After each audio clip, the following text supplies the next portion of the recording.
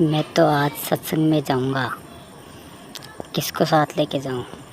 वो देखो सामने चाचा आ रहे हैं। सत साहब चाचा, क्या हाल चाल है? बहुत बढ़िया है बेटा। तुम्हारे क्या हाल चाल है? आज तुम कहाँ जा रहे हो ऐसे बन ठन के? लगता है किसी फंक्शन में जा रहे हो। मुझे भी साथ ले चलो। हा हा हा हा। जी काका, मैं आज संडे है ना, सत्संग में जा रहा हूँ। आप भी चलो, वहाँ अच्छी अच्छी बातें सुनने को मिलेगी। अरे बेटा, मुझे इन काम धंधों से फुर्सत कहाँ है। अरे आप चलो तो सही, फिर मत कहना बताया नहीं, क्योंकि ऐसा मौका बार बार नहीं मिलता। फिर मेरा बाकी का काम कौन करेगा अगर यूं ही सत्संग में जाता रहूँगा तो? अरे आप चलिए तो सही, आपको बहुत अच्छा लगेगा। बहुत अच्छी अच्छी बातें सीखने को मिलेगी और हमें सतलोक जाने का मार्ग भी मिलेगा, सद्भक्ति मिलेगी। और हमें क्या चाहिए इस जीवन में? गुरुजी बताते हैं कि सत्संग में जाने से भी पुण्य मिलता है। अच्छा, ये तो बहुत अच्छी बात है। तब तो मैं ज़रूर चलूँगा तुम्हारे सत्संग में। हाँ हाँ, क्यों नहीं क्यों नहीं। और चलना और ध्यान से सुनना एक एक बातें, क्योंकि सारी बातें अनमोल है। यूं ही नहीं मिलता ऐसा मौका बार बार। हाँ जल्दी चलो, कहीं सत्संग शुरू ना हो जाए। तो पुण्यात्माओं, इस संसार में 21 ब्रह्मांड में दास के अतिरिक्त कोई संत नहीं और कबीर साहब के अतिरिक्त कोई भगवान नहीं।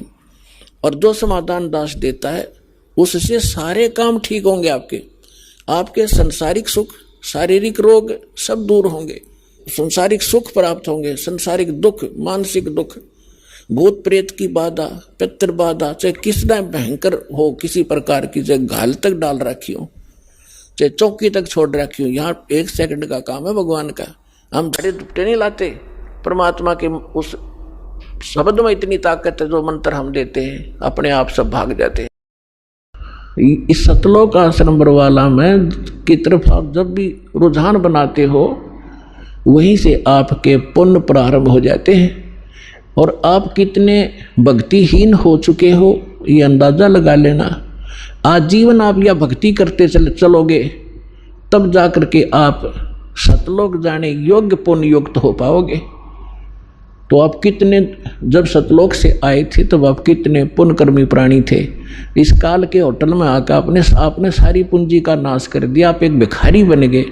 गरीबदास जी कहते हैं, उत्तर दक्षिण पूर्व पश्चिम तो फिरदा दाने दाने नो, और सर्व कला सतगुरु साहिब की हरियाए हरियाणे नो। तो हर एक दाने के लिए धक्के खाते, अंडो को इंग्लैंड में जा रहा, हर को अमेरिका में धनी बन कहूँगा। आपने यही धनी बना दे परमात्मा, जो नीत साबित होता है। करके देखो, भक्ति 100 सुख देगा, 100 बरकत देगा, 100 प्रकार के आपकी हानि टाल देगा। यही सुख हो गया।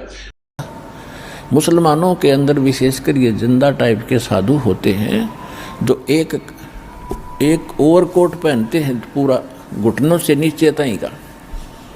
जैसे कई बार आपने देखे हो, इस सिख धर्म में निहंग पहनते हैं, एक ऊपर का नीला सा ओवरकोट, और वो जिंदा महात्मा पहनते थे इसी टाइप का काला ओवरकोट, और एक अंडरवियर कच्छा, यानी घुटनों तक का, से ऊपर तक का एक कच्छा, और एक पर एक टोपा है, ऐसे ऊंचे से चोटेगा न्यू। तो ऐसी दाढ़ी भगवान के रखा करते थे दाता। तो ऐसी वेशभूषा वाले को जिंदा संत कहा करते थे, जिंदा महात्मा कहते हैं। और इस कलयुग में दास ने जिन महापुरुषों की जीवनी पढ़ी है, उन सबको परमात्मा जिंदा महात्मा के रूप में मिले हैं। धर्मदास जी को जिंदा महात्मा के रूप में मिले, आदरणीय धर्मदास साहिब जी को, आदरणीय मलुकदास साहिब जी को, आदरणीय नानक साहिब जी को बेई नदी पर जिंदा महात्मा के रूप में मिले। आदरणीय गरीबदास साहिब जी को गांव छुड़ानी जिला झज्जर वाले को भी जिंदा महात्मा के रूप में छुड़ानी के खेतों में मिले। आदरणीय दादू साहिब जी को जिंदा महात्मा के रूप में मिले। आदरणीय घीसा दास साहिब जी को भी जिंदा महात्मा के रूप में मिले। तो इसी प्रकार वो परमात्मा जिनको भी मिले हैं वो जिंदा महात्मा के रूप में मिले हैं।